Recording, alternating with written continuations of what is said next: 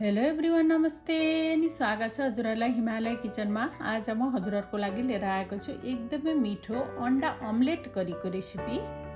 हजुरहरूलाई मिठो गरेर सजिलो गरेर कसरी बनाउने भनेर म आज देखाउँदैछु।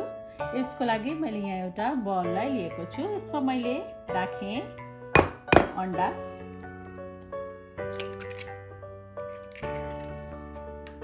म चाहिँ आज 3टा अन्डालाई लिएर बनाउँदैछु।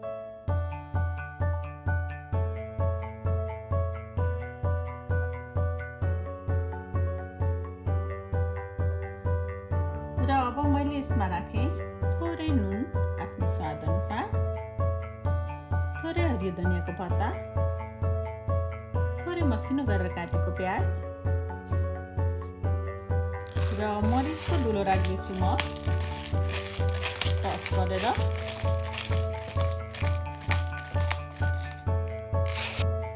अब यसलाई राम्रोसँग मिक्स गरौँ।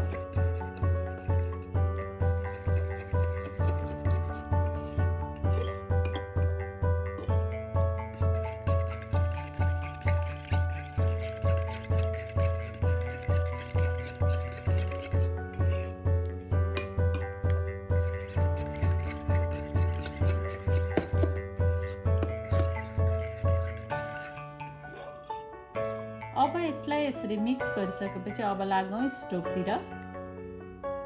र सबैभन्दा पहिला म अमलेट बनाउँदैछु। त्यसको लागि मैले यहाँ प्यानलाई बसाएको छु र प्यान तातेपछि मैले यसमा राखेँ 1 चम्चा जति तेल। तेललाई यसरी सबैतिर म लगाइदिँदैछु। अब तेललाई हल्का तात्न दिउँ एकछिन। ल अब प्यानमा तेल राम्ररी तातेपछि मैले राखेँ अघि छिटेको अन्डा।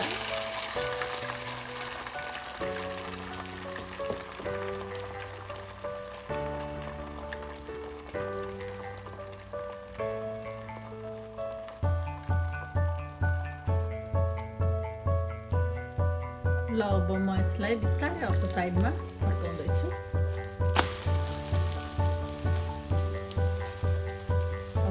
पछि यो साइडबाट पनि केही बेर पकाउने यसलाई।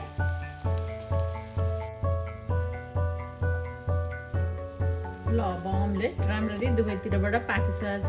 यसलाई म अब झिक्दैछु। ल अब अमलेट राम्ररी सेलाइसकेको छ। अब म यसलाई यसरी पिस पिस गरेर काट्दैछु।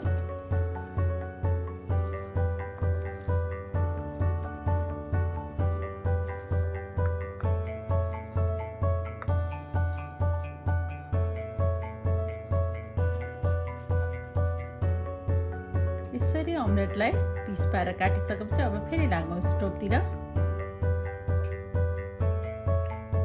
ल अब अमलेट करी बनाउनको लागि मैले यहाँ प्यानमा 1 ठुलो चम्चा तेललाई तताउन राखेको छु। यसमा मैले फुराए आधा सानो चम्चा जिरा, एउटा तेजपत्ता, एउटा हरियो खुर्सानी। खुर्सानी राख्न मन नहुँदा नराख्दा हुन्छ, यो अप्सनल हो। त्यसैगरी एउटा मिडियम साइजको प्याज चलाइदिउँ।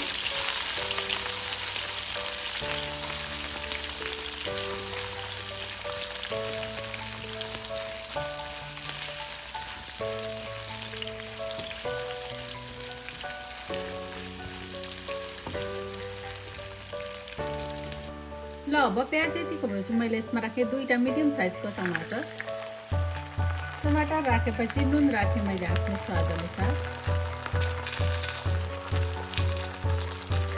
अब यसलाई मिक्स गरिदिउँ।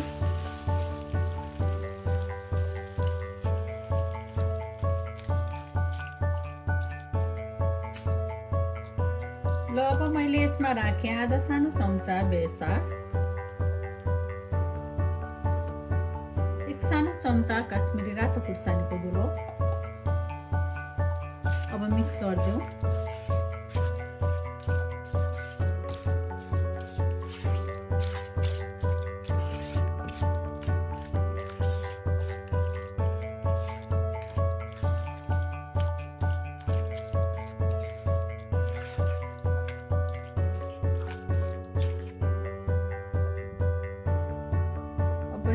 एक सानो चम्चा जति पानी राखेँ।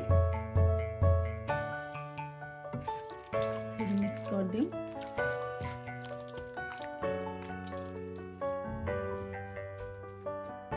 अब छोपेर यसलाई टमाटर राम्ररी गलुन्जेल पकाउनु पर्छ।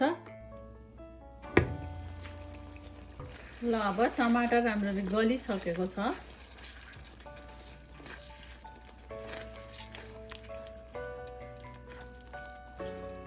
अब यति बेला मैले यसमा राखेँ एक सानो चम्चा लसुन र अदुवाको पेस्ट। मिक्स गरिदिउँ।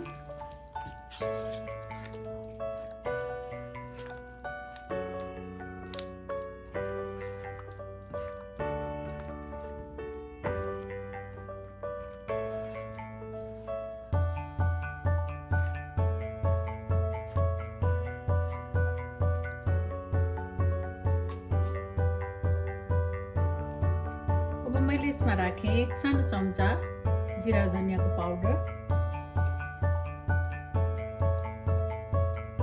आधा सानो चम्चा करी मसला पाउडर, आधा सानो चम्चा मिट मसला पाउडर। यो मसलाहरू मैले अलिकति थोरै लिएको छु। आफूलाई आफ्नो आवश्यकता अनुसार आफ्नो इच्छा अनुसार अलिकति धेरै थोरै गरेर राख्न सकिन्छ। अब मिक्स गरिदिउँ यो मसलाहरूलाई।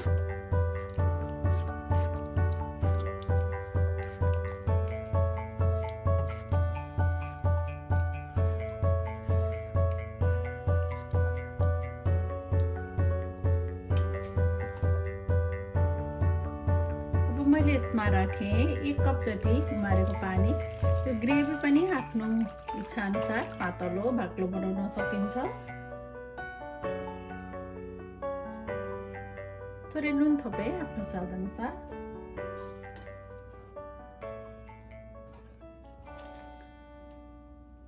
अब यति बेला भएपछि ल अब यसलाई छोपेर 5 मिनेट जति उमाल्नु पर्छ।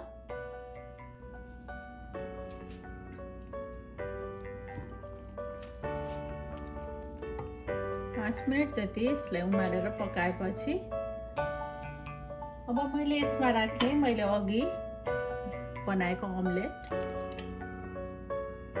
चलाइदिउँ।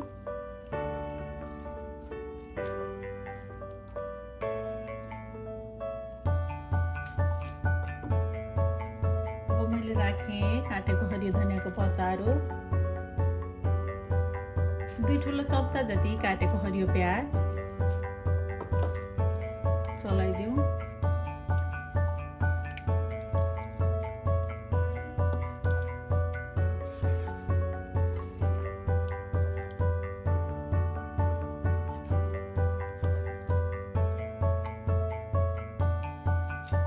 ल अब फेरि मैले यसमा राखेँ 1 ठुलो चम्चा जति पानी।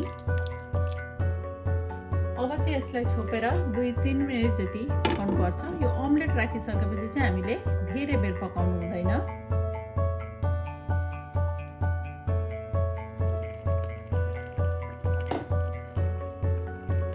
अब यति बेला भएपछि मैले यसमा राखेँ थोरै कसुरी मेथी।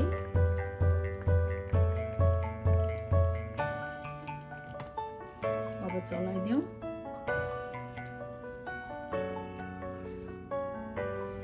ल अब हाम्रो अमलेट करी चाहिँ रेडी भएको छ खानुको लागि।